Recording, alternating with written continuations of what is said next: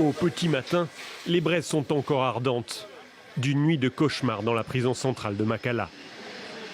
Aux premières heures lundi, une tentative d'évasion dont les circonstances demeurent floues a causé la mort de plus d'une centaine de personnes et fait plusieurs dizaines de blessés. Les riverains de la prison, située en pleine ville, déplorent la situation. Il n'y avait que les gardes de la prison qui tiraient des coups de feu. La police est arrivée en retard.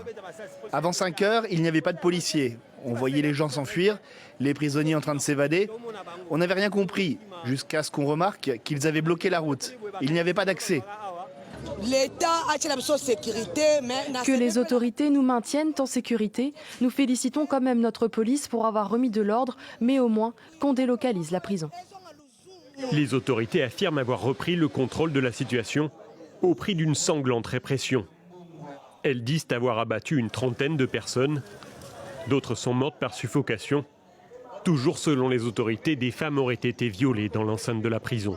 Il faut retenir qu'il y a quand même eu des dégâts, des pertes en vies humaines, des blessés et surtout des dégâts matériels au niveau de la prison centrale. L'administration et le greffe ont malheureusement pris feu. Donc ce sont des situations que nous sommes en train de suivre en urgence. Construite en 1957, la prison de Makala est supposée pouvoir accueillir 1500 détenus.